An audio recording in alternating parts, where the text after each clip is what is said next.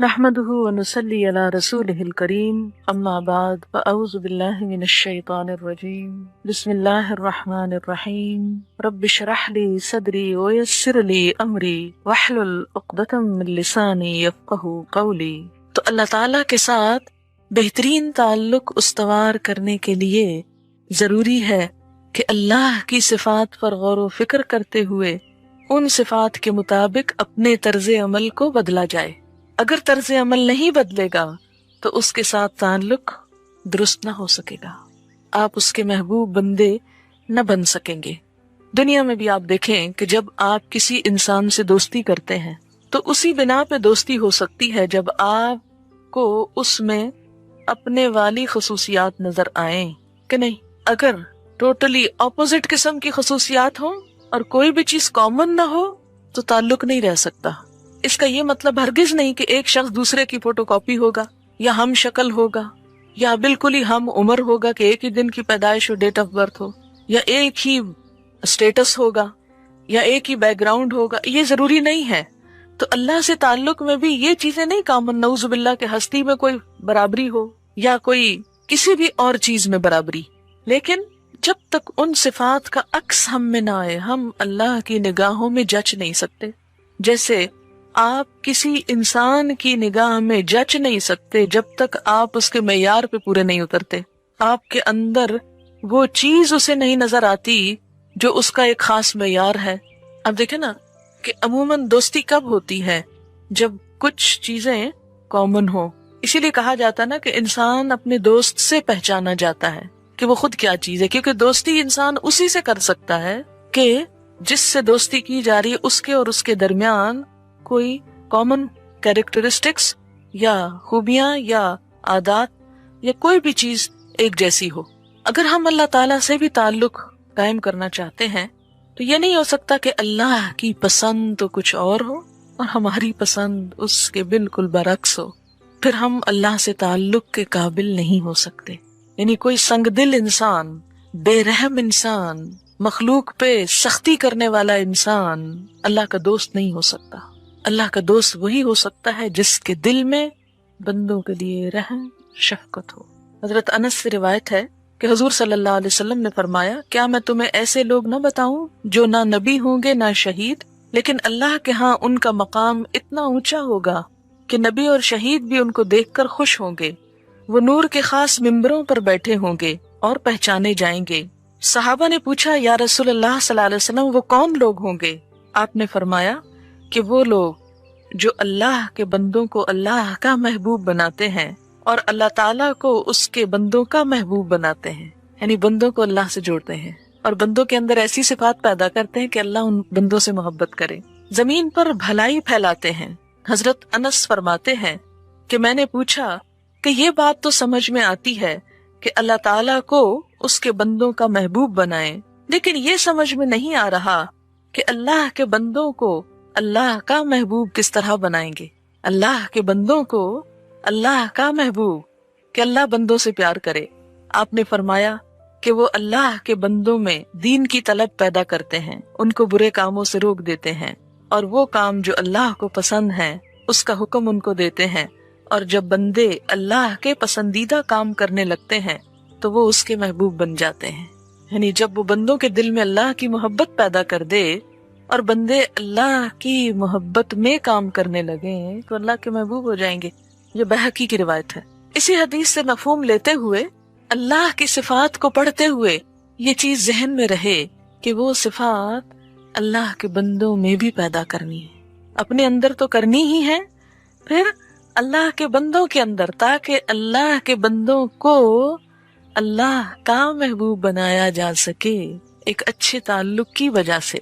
اور پھر اللہ کو اس بندے پر کتنا پیار آتا ہوگا جو خود بھی اللہ سے محبت کرے، اللہ اور اللہ کے بندوں کے دل میں بھی اللہ کی محبت پیدا کرے۔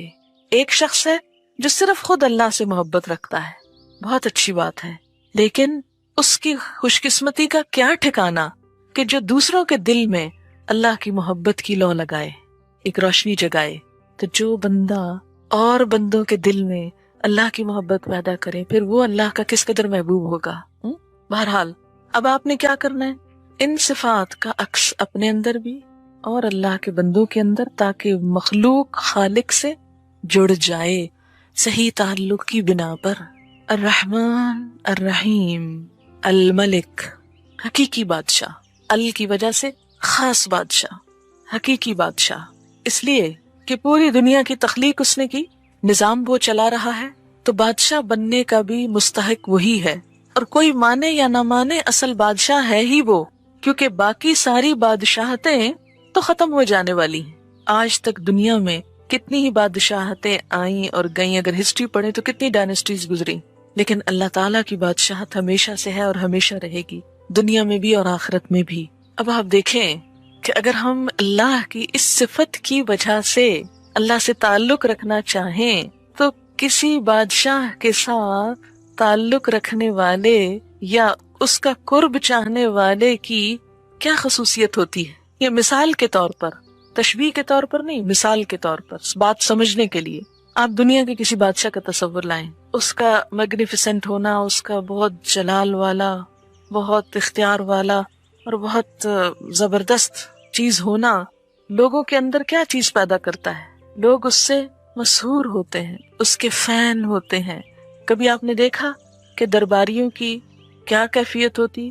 کسی شخص کو بادشاہ سے ملاقات کا موقع مل جائے یا کسی کو بادشاہ بلا لے اپنے پاس تو اس عام بندے کی خوشی کا کیا ٹھکانہ ہوتا ہے کہ مجھے بادشاہ نے بلایا، میں بادشاہ کی دعوت پہ جا رہا ہوں، بادشاہ سے ملاقات کے لیے جا رہا ہوں۔ ایک دفعہ اتفاق ہوا مجھے کسی بادشاہ کی دعوت پر جانے کا، اس کے بیٹے کی شادی تھی، تو اس اتفاق تھا جانے کا، نام نہیں لوں گی اس لیے کہ فائدہ کچھ نہیں۔ جب میں گئی تو میں نے کلاس کو نہیں بتایا کہ میں کہاں جا رہی ہوں، پچھلے سے پچھلے سال کی وجہ۔ میں واپس آئی تو میں نے نہیں بتایا کہ میں کہاں سے آئی ہوں۔ کس لیے نہیں بتایا؟ کہ یہ کہیں میرے دل میں یہ بات نہ آ جائے کہ یہ کوئی قابل فخر بات ہے، کسی بادشاہ کا مہمان بننا۔ یہ محض ایک اتفاق ہے کہ جس میں میری کوئی کوشش نہیں تھی، کہ کہیں ترجمے کی ضرورت تھی۔ کسی بادشاہ کی بیوی پاکستان آئی اور کسی سے اس کی ملاقات تھی تو ترجمے کی ضرورت تھی، تو مجھے ایز این انٹرپریٹر بلایا گیا، میں چلی گئی۔ جب میں نے ترجمہ کیا تو جو بادشاہ کی اہلیہ تھی وہ جس صوفے پہ بیٹھی ہوئی تھی، میں ایک اور صوفے پہ تھی، جس کا ترجمہ کر رہی وہ ایک اور جگہ پر تھی، تو تھوڑی دیر میں وہ مجھے کہتی ہیں ادھر آؤ، میرے پاس آؤ، اور اس سیٹ سے اٹھا کر بالکل ساتھ بٹھا لیا اور مجھ سے پوچھتی کہ اچھا تم مجھے یہ بتاؤ تم کیا کرتی ہو؟ معلوم نہیں اسے کیا فیلنگ ہوئی۔ میں نے کہا میں پڑھاتی ہوں، اس وقت میں یونیورسٹی جا رہی تھی ابھی، تو یونیورسٹی میں پڑھاتی ہوں۔ پھر پوچھتی اچھا اور کیا کرتی ہوں؟ میں نے کہا قرآن پڑھاتی ہوں۔ تو کہتی کہ اچھا کیا پڑھاتی ہوں؟ خیر تفصیلات اس نے پوچھی۔ اب جس کا ترجمہ میں کر رہی ہوں وہ شخص ایک طرف بیٹھا اور یہ براہ راست مجھ سے بات چیت شروع ہو گئی۔ پھر کہنے لگی کہ میں نے تھوڑی تفصیل بتائی کہ اس طرح رمضان میں ہوتا ہے پروگرام، ایسا اور ایسا ہوتا ہے۔ کہنے لگی کہ اچھا تم میری طرف سے تمہیں دعوت ہے کہ رمضان میں ہمارے ہاں آ کر تم ہمارے لوگوں کو کچھ سکھاؤ۔ میں نے معذرت کی، میں نے کہا کہ میں سمجھتی ہوں کہ ہمارے لوگوں کو بہت ضرورت ہے اور یہاں میرا رمضان بہت ہی اچھا گزرتا ہے، اگر آپ کہیں تو رمضان کے علاوہ میں کسی وقت آ سکتی ہوں لیکن رمضان میں نہیں، کیونکہ رمضان کا مہینہ ایک ایسا مہینہ ہوتا ہے کہ جب ہر ایک کا رجحان اللہ کی طرف ہوتا ہے، اور اگر اس مہینے کو ضائع کر دیا جائے تو گویا آپ سمجھے کہ سارے سال کا کام ایک طرف اور وہ ایک مہینہ ایک طرف۔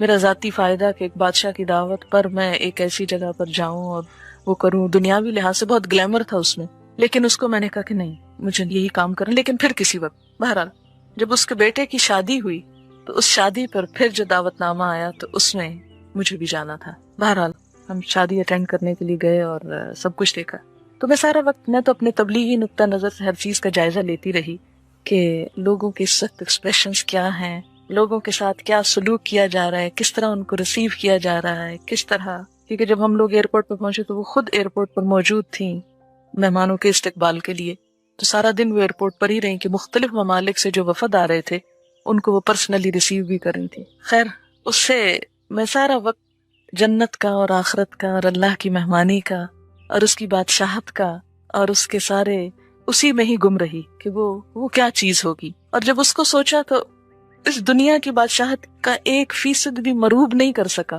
دل میں ایک لمحے کے لیے بھی نہ حسرت آئی، نہ خیال آیا، نہ ہی کوئی چیز امپریس کی کہ ہائے ان کے پاس اتنا ہے اور یہ ہے اور یہ، کچھ بھی نہیں، کیونکہ جب بندے کی نظر کہیں اور ہو تو پھر باقی چیزیں، یہ نہیں کہ حقیر سمجھنا، نہیں، جو جس کا احترام ہے، جو جس کا مقام ہے وہ اپنی جگہ ہے، لیکن اس سے مجھے الملک کے ساتھ ایک تعلق اور تعلق والوں کو سمجھنے کا موقع ملا.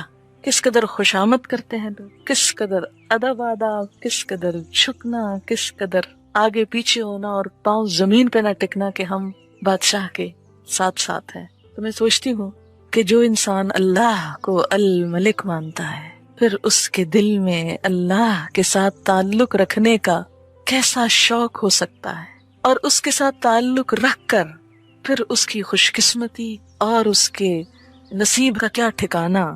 تو وہی بادشاہ حقیقی ہے، اور اس بادشاہ حقیقی کے ساتھ تعلق کا ایک ادب ہے، ایک احترام ہے، ایک شان ہے، اسے ملحوظ رکھنا بھی ضروری ہے.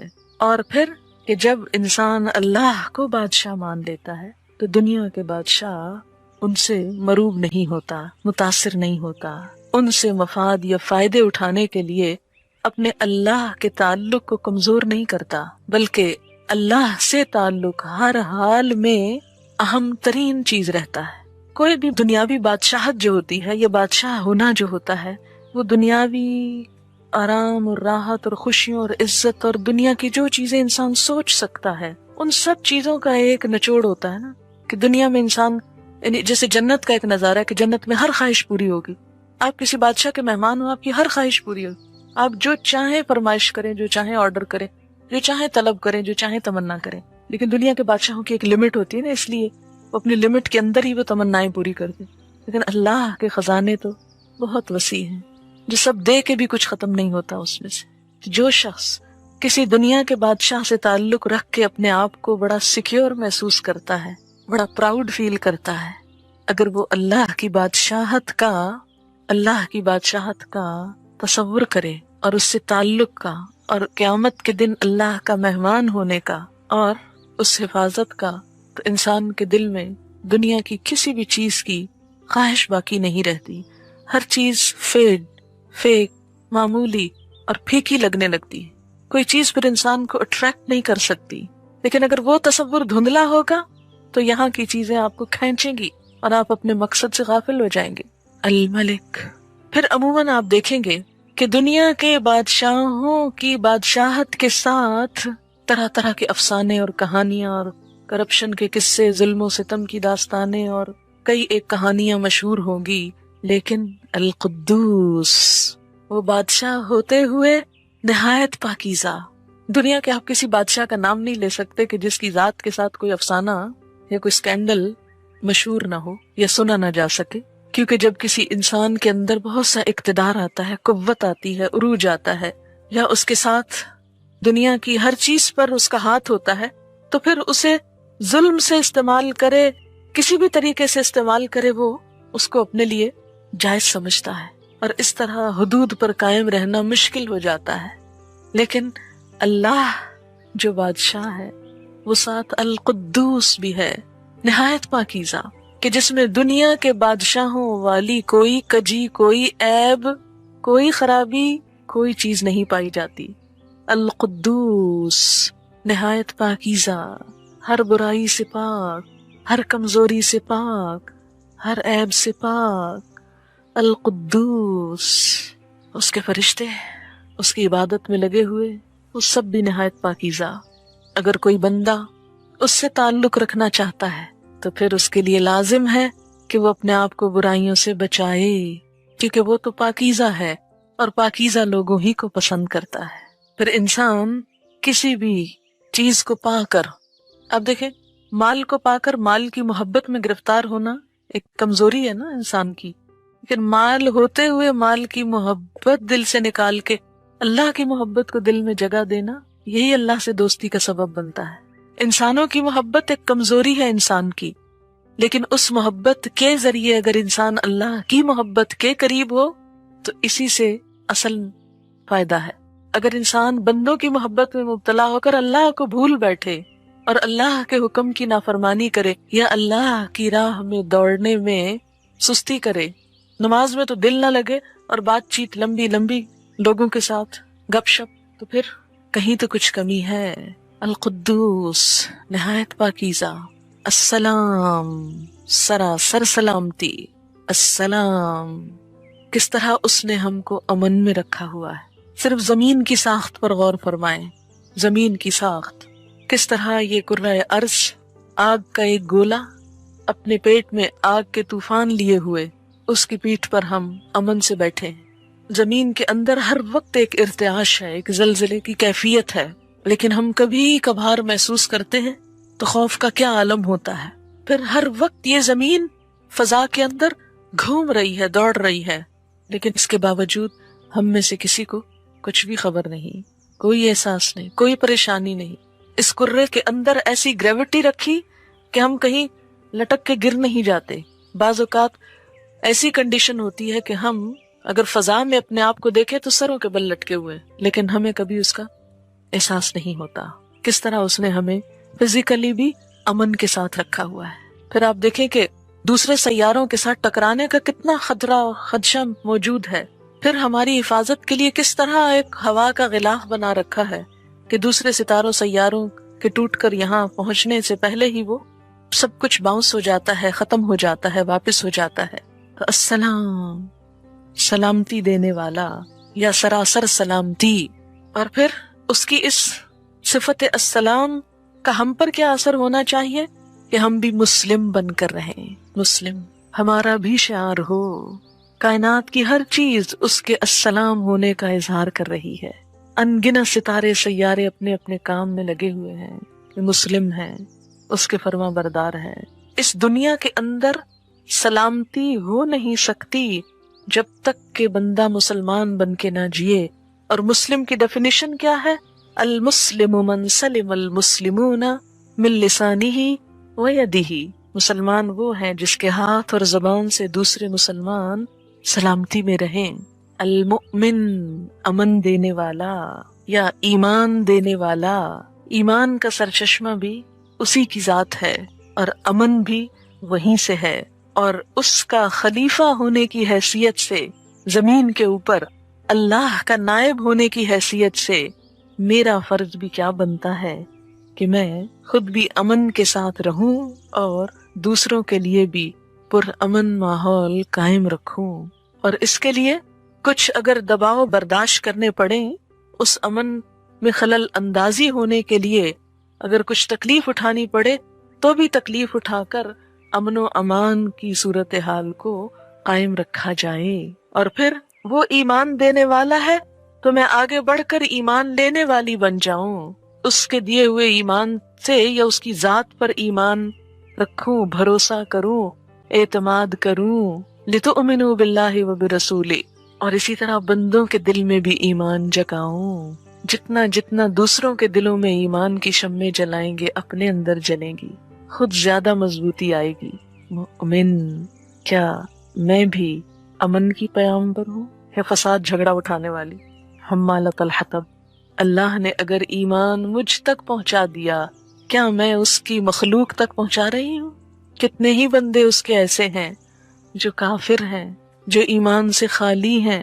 کیا میں نے کوئی کوشش کی کہ ان بندوں تک ایمان کو پہنچاؤں، یا صرف اس کی یہ نعمت لے کر بیٹھ گئی اپنی ہی ذات تک؟ کسی بھی چیز کی قدردانی تو اسی وقت ہو سکتی ہے، شکر گزاری تو اسی وقت ہو سکتی ہے کہ جب اس کی دی ہوئی نعمت کا صحیح استعمال کیا جائے۔ مثلاً اگر آپ اپنے بچے کو ایک پینسل تراش لے کر دیں، شارپنر، اور وہ اس میں پینسل کی بجائے پین تراشنے لگے تو پین کا بھی کباڑا ہوگا اور پینسل تراش کا بھی، تو آپ کیا کہیں گے کہ اس نے قدردانی نہیں کی اس کو غلط استعمال کر کے۔ کسی بھی چیز کا یہی حال۔ مثلاً آپ لوگوں کو یہاں پڑھنے کے لیے یہ کمرہ مہیا کیا گیا، کرسیاں دی گئیں کہ آپ ان پر بیٹھ کر علم حاصل کر سکیں، اور کچھ لوگ ان پر لکھنے اور ان کو پھاڑنے کے کام میں لگ گئے، تو انہوں نے دراصل کیا کیا؟ امن میں خلل اندازی کی، اور اس کے علاوہ اس نعمت کی جو انہیں بغیر کسی قیمت کے ملی تھی اس کی قدردانی نہ کی۔ تو جب بندہ اللہ کا حق ادا نہیں کرتا، جیسا کہ آتا ہے وما قدر اللہ حق قدرہ، تو یہی ہے ناشکری کہ اس نے تو ہمیں ایمان دیا، امن دیا، ہم اسے آگے نہ پہنچا سکے، آگے نہ دینے والے بنے۔ اس نعمت کا صحیح استعمال نہ کیا، قدردانی نہ کی۔ المہیمن، نگہبان، وہ ہماری نگہبانی کر رہا ہے، حفاظت کر رہا ہے۔ ہم اس کی حدود کی کس حد تک نگہبانی کرتے ہیں، اس کی بتائی ہوئی بنائی ہوئی حدوں کو کس طرح ان کا خیال رکھتے ہیں۔ مہیمن، العزیز، سب پر غالب، زبردست۔ اگر وہ العزیز ہے تو مجھے کیسا ہونا چاہیے؟ اس کے سامنے جھک جانا چاہیے، اس کی اطاعت کرنا چاہیے، اور یہ سوچ لینا چاہیے کہ وہ مجھے پکڑنے پر پوری طرح قادر ہے۔ میں کہیں بھی اس سے بھاگ کر جا نہیں سکتی، کہیں بھی فرار حاصل نہیں کر سکتی۔ العزیز، عزت والا، غلبے والا، الجبار، سب سے زبردست، الجبار، سب سے زبردست۔ یہ اس لیے بتایا گیا کہ کہیں انسان اس کی صفت رحمت کو دیکھتے ہوئے منمانی نہ کرنے لگے، گناہوں میں شیر نہ ہو جائے، اور یہ نہ سوچے کہ میں جو چاہوں کر لوں، اللہ تعالیٰ تو رحمان و رحیم ہے۔ نہیں، وہ دوسری طرف الجبار بھی ہے، بہت زبردست بھی ہے، المتکبر، بڑائی اور بزرگی والا، بڑا ہی ہو کر رہنے والا۔ یہ تو بس اللہ ہی کی صفت ہے۔ کسی بھی بڑے کے سامنے چھوٹا کیا کرتا ہے؟ عاجزی سے رہتا ہے۔ اگر کوئی کمزور ہستی کسی کی بڑائی چھیننے لگے، بڑا بننے لگے، تو وہ اس کو زیب ہی نہیں دیتی۔ کوئی بھی انسان جب ایسا کوئی کام کرے کہ جس کا وہ اہل نہیں، تو وہ چیز اس کو بدنما بنا دیتی ہے۔ ایک شخص جو کچھ بھی پڑھا لکھا نہ ہو، اگر استاد بننے کی کوشش کرے تو وہ اس کام کو آسان طریقے سے ادا نہ کر سکے گا، اس کو بدنما بنا دے گا۔ بڑائی صرف اللہ کی صفت ہے، بڑا ہو کر رہنے والا صرف وہ ہے، اسی کا حق ہے۔ تکبر اسی کے لائق ہے۔ اگر کوئی انسان جو حقیقت میں چھوٹا ہے، اگر تکبر کرنے کی کوشش کرے گا، بڑا بننا چاہے گا، تو کیا ہوگا؟ یہ تکبر اس کو بدنما بنا دے گا۔ اگر اللہ المتکبر ہے تو مجھے سب سے بڑھ کر عاجز بن جانا چاہیے، اور اس کے تکبر کو کبھی بھی اپنی طرف لانے یا اپنے اندر لانے کی کوشش نہیں کرنی چاہیے۔ جیسا کہ روایت میں آتا ہے، اس کا مفہوم کچھ اس طرح ہے کہ تکبر میری چادر ہے، یعنی بڑائی صرف اللہ کو زیب دیتی۔ اگر کوئی وہ مجھ سے لینے کی کوشش کرتا ہے، یعنی اللہ کی چادر چھیننے کی کوشش کرتا ہے، تو اللہ کے غضب کو دعوت دیتا ہے، یعنی وہ اللہ کی ناراضگی کو دعوت دیتا ہے، کیونکہ وہ خود المتکبر ہے۔ اس لیے اسے اپنے سوا کسی دوسرے کے اندر یہ صفت گوارا نہیں، کیونکہ کوئی اور اس کا اہل ہی نہیں، اس کے قابل ہی نہیں، اس پر سوٹ کرتا ہی نہیں۔ آپ دیکھیں کہ جب آپ کوئی لباس اپنے اوپر پہننے لگتے ہیں تو کیا یہ کبھی نہیں دیکھتے کہ آپ کو سوٹ کرتا ہے کہ نہیں؟ آپ نے دیکھا ہوگا کہ باقاعدہ اس چیز کی ٹریننگ دی جاتی ہے کہ کس شخصیت پر کس ڈیزائن، کس رنگ، کس مٹیریل اور کس کلر کے لباس زیب دیتے ہیں۔ پتہ نہیں آپ نے اس موضوع پر کبھی کچھ پڑھا ہے یا نہیں۔ مجھے کافی عرصہ پہلے اس پر کچھ پڑھنے کا اتفاق ہوا تھا کہ بیضوی شکل کے چہروں پر، اس رنگ کے شکلوں پر کون سے رنگ اور کون سے لباس اور کون سے ڈیزائن جو ہے وہ سوٹیبل ہوتے ہیں۔ باقاعدہ ایک فن ہے یہ۔ لباس کے معاملے میں کس قدر کانشیس ہیں ہم کہ نہیں، یہ سوٹ نہیں کرتا مجھ پر، یہ رنگ میرے لیے اچھا نہیں، حالانکہ وہ بڑا خوبصورت رنگ ہو سکتا ہے۔ تو بالکل اسی طرح کچھ عادات کا رنگ بھی اور کچھ صفات بھی آپ کے لیے سوٹ نہیں کرتی، آپ کو زیبا نہیں، آپ ان کے اہل نہیں، وہ آپ کو اپنے اندر نہیں لانی چاہیے۔ اور انہی میں سے ایک صفت المتکبر کی ہے۔ بڑا بننے کی کوشش مت کریں، تکبر نہ کریں۔ جو دنیا میں تکبر کرے گا، آخرت میں ذلیل و رسوا ہوگا، چیونٹیوں کی شکل میں اٹھایا جائے گا، اور لوگ پاؤں تلے ان کو روند رہے ہوں گے۔ جہنم کے ایک غلیظ ترین نالے میں اسے رکھا جائے گا، جس کی بدبو نہایت شدید ہوگی۔ اسی طرح کہا جاتا ہے کہ تکبر اللہ کی صفت ہے۔ جب انسان تکبر کرتا ہے تو اللہ کی کبریائی میں شریک ہو کر شرک بھی کرتا ہے۔ جب انسان تکبر کرتا ہے تو ایک طرح سے شرک کا ارتکاب کرتا ہے، اور اس طرح اپنے آپ پر ہی ظلم کرتا ہے، کیونکہ وہ بڑا بن تو سکتا ہی نہیں، لیکن جب وہ کوشش کرتا ہے بڑا بننے کی، جب بڑا بننے کی کوشش کرتا ہے تو اس کو زیب ہی نہیں دیتا. جیسے کہ گدھا شیر کی کھال پہن کر اگر شیر بننا چاہے تو وہ شیر بن سکتا ہی نہیں، اور وہ اس کو سوٹ کرتا ہی نہیں، وہ الٹا اس کی شامت بلانے کا سبب بنے گا. اسی طرح جو صفت ہم کو زیب نہیں دیتی وہ المتکبر ہونے کی ہے، بلکہ یہ اللہ کی صفت ہم سے کیا تقاضا کرتی ہے کہ اگر ہم اللہ سے تعلق رکھنا چاہتے ہیں تو عاجز بن جائیں، تکبر اپنے اندر سے نکال پھینکے. اس لیے فرمایا اگر رائی کے دانے برابر بھی تکبر ہوگا تو اللہ کی جنت میں داخل نہ ہو سکو گے.